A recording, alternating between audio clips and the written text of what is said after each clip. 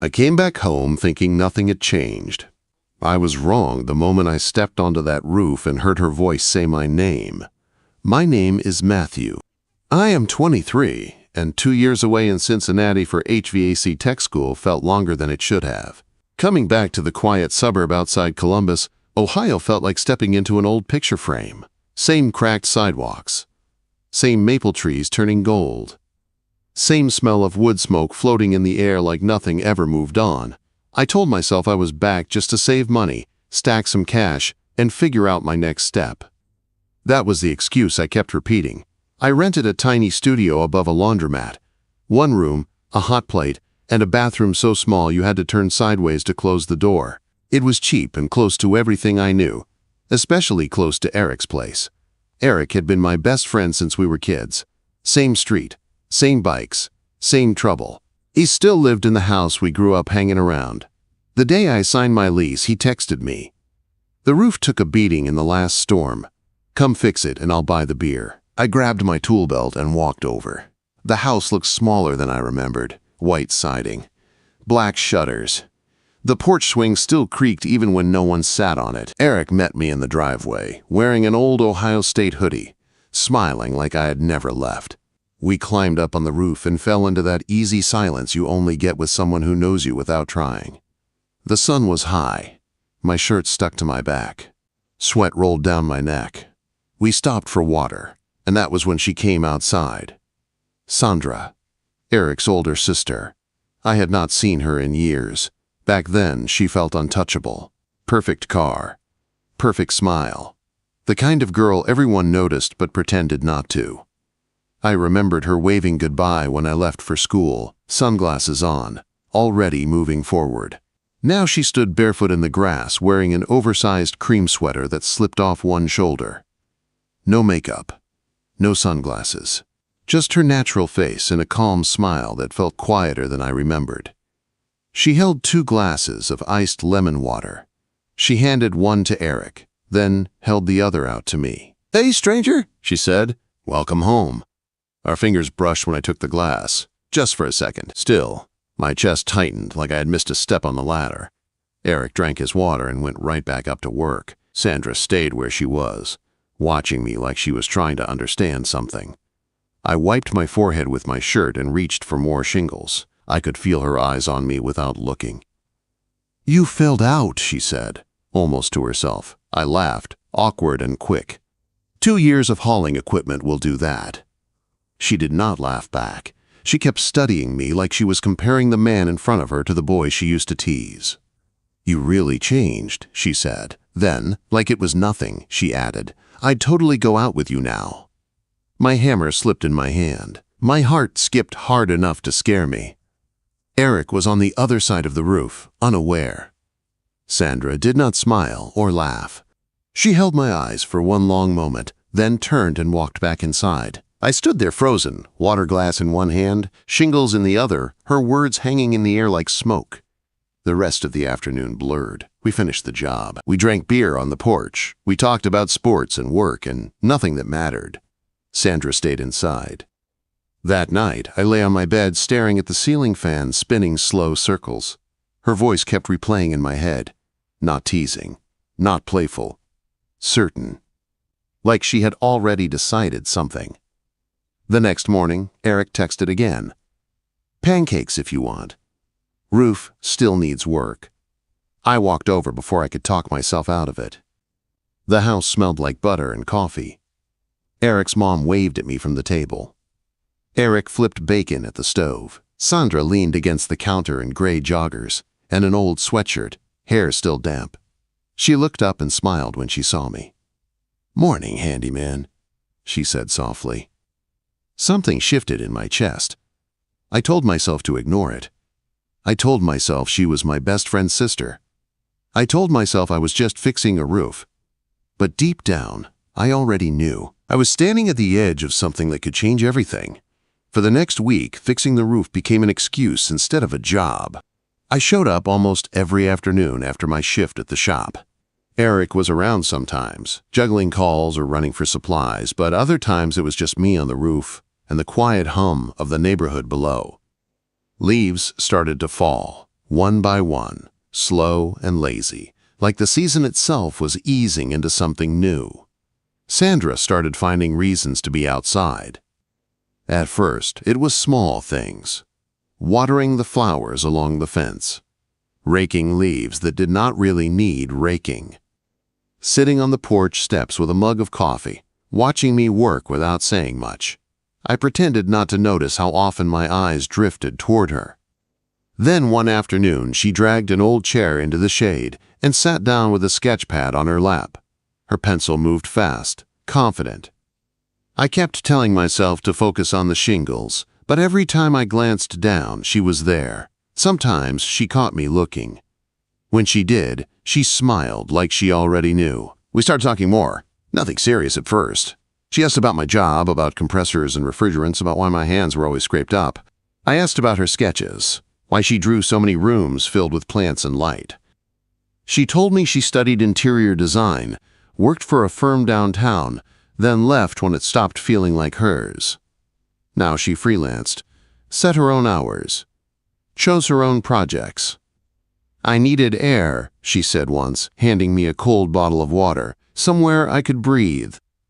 I told her about Cincinnati, about moving apartments every year, about the girlfriend who said long distance was too hard, about the night my car slid on black ice and I realized I was tired of pretending I had it all figured out. She listened without interrupting, just watched me with her chin resting on her hand. "You're not the kid who used to eat glue in art class anymore," she said. "You're solid." The word landed heavier than it should have. Solid, like something you could stand on. The looks lasted longer after that. The conversation stretched later into the evening. Eric started noticing, even if he did not say anything. He raised an eyebrow when I lingered in the kitchen or when Sandra laughed a little too easily at something I said. Then Ryan showed up. I was on the roof when the silver car pulled into the driveway. Clean, shiny, too expensive for the street. A guy stepped out wearing pressed pants and a jacket that did not belong in a driveway full of leaves. He held a huge bouquet of white flowers. Sandra came out to meet him. She had changed. Jeans that fit just right. A soft blouse. Her hair down. Ryan handed her the flowers like he was making a point. She took them, polite, but distant. When he leaned in to kiss her, she turned her head just enough that his lips missed. I felt something twist in my chest. Ryan glanced up and saw me on the roof. His smile tightened. He slid his arm around her waist and guided her toward the porch. She did not pull away, but she did not lean in either. I stayed on the roof longer than needed, hammering nails that did not matter. When I finally climbed down, the car was gone. Sandra was kneeling in the garden, tearing herbs with more force than necessary. "You okay?" I asked. She did not look up. He thinks flowers fix things. "Do they?" She laughed once, sharp and tired. "Not when the problem is trust." I wanted to ask more. I did not. Some things felt too close to touch. That night, I barely slept. I kept seeing Ryan's hand on her waist, kept hearing the quiet edge in her voice. I told myself to back off. Told myself it was complicated. Told myself she was not mine to think about. But the truth was, I already was. The party happened that Saturday. Family, neighbors, kids running around, smoke from the grill hanging low. I stayed busy helping Eric, keeping my hands occupied. Sandra arrived late, carrying a bottle of wine, wearing a dark sweater that fell just off her shoulder. When she saw me, her eyes held mine for a second longer than necessary. Later, I ducked inside for a drink and found her alone in the kitchen. She was rinsing a glass, sleeves pushed up, freckles visible under the light. Ryan texted. She said quietly, "He wants to talk again." I stepped closer before thinking, "Do you want to?" She shook her head. "He does not hear, no." I looked at her, really looked at her. Tired eyes, strong posture, someone who had been carrying too much for too long. "What do you want?" I asked. She met my eyes. "Peace." Before I could stop myself, I reached out and caught her wrist gently. She did not pull away. Her pulse jumped under my fingers. For 1 second, the whole world narrowed to that small space between us. Then someone burst into the kitchen, and the moment shattered. But the line had already been crossed. And I knew there was no going back. The fallout did not wait. 2 days later, Eric cornered me in his garage. The same place we used to hide as kids, sitting on overturned buckets, dreaming about getting out of this town someday. Now it smelled like oil and dust and anger. He shut the door behind us, slow and heavy. "I saw the messages," he said. No greeting, no smile. My stomach dropped, but my hand stayed steady. He held up his phone. My name on the screen. 1 line. 1 heart. I could not pretend anymore. "It's not what you think," I said. "Then explain it," he snapped. "Because it looks like my best friend sneaking around with my sister." I took a breath. It wasn't planned. I didn't push anything. It just happened. He paced, running a hand through his hair. "She's been through enough. Ryan messed her up. And now you think you're different?" "I don't think I'm a fix," I said. "I think I'm someone who listens." That stopped him. He stared at me like he did not want to hear the truth. "Get out," he said finally. "Don't come back until you figure out whose side you're on." I left without another word. Sandra disappeared after that. No texts, no porch light, no sketch pad in the yard. The silence was louder than any fight. I threw myself into work, staying late, taking extra jobs, coming home exhausted just to lie awake replaying every moment. 4 nights later, the storm hit. Rain slammed against my window just after midnight. Wind howled through the street.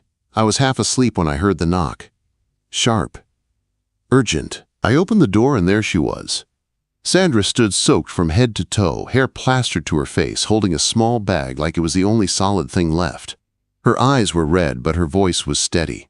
"I can't stay there," she said. "Ryan showed up again. Eric won't talk to me." I stepped aside without thinking. She walked in, dripping rain onto the floor, filling the room with the smell of wet earth and something familiar that felt like home. I wrapped a towel around her shoulders. She did not move, just looked at me. "You make me feel calm," she said quietly, "like I don't have to be anything else." The words hit harder than any argument. "We can leave," I said, "just for a few days, somewhere quiet." She searched my face, then nodded once. We drove through the storm, the town fading behind us, headlights cutting through the dark. She reached for my hand on the console and held it tight. The motel by the lake was nothing special. Peeling paint, buzzing neon sign, but the door locked and the world stayed outside. The first morning we woke to birds and water instead of shouting and pressure. We drank bad coffee and laughed about it. We walked along the shore, throwing stones and talking about nothing important. For the first time, everything felt simple. On the second night, sitting by the water, she leaned into me. "I don't want to hide," she said. "I don't want to run." "Then we won't," I told her. "We go back. Together." She was quiet, then nodded. When we returned, I went to see Eric alone. He listened. He did not smile. He did not yell. He just warned me to be careful with her heart. That evening, Sandra came to my place with dinner in her hands and nerves in her eyes. "We're not a secret anymore," she said. I crossed the room and pulled her close. For the first time, the kiss did not feel like a risk. It felt like a beginning. The quiet after everything settled felt strange at first. Not empty. Not heavy. Just honest. Sandra stayed the night. Not because we planned it, but because neither of us wanted to pretend we were still unsure. We ate cold leftovers on the small counter, barefoot, leaning into each other like it was natural, like it had always been waiting. In the morning, light slipped through the thin curtains of my studio. Sandra sat on the edge of the bed wearing my old sweatshirt, sketching on a scrap of paper she found in my toolbox. I watched her without hiding it. "What are you drawing?" I asked. She smiled without looking up. "Something that feels safe." That word stayed with me all day, Eric called that afternoon. He did not apologize. He did not joke. He just said he wanted to talk. We met at the park where we used to play ball as kids. The swing still creaked. The trees still leaned the same way. "I don't like how this started," he said, "but I see her now. She's lighter, and that matters." I nodded. "I won't hurt her." He looked at me for a long moment, then held out his hand. I took it. It was not forgiveness, not fully, but it was a start.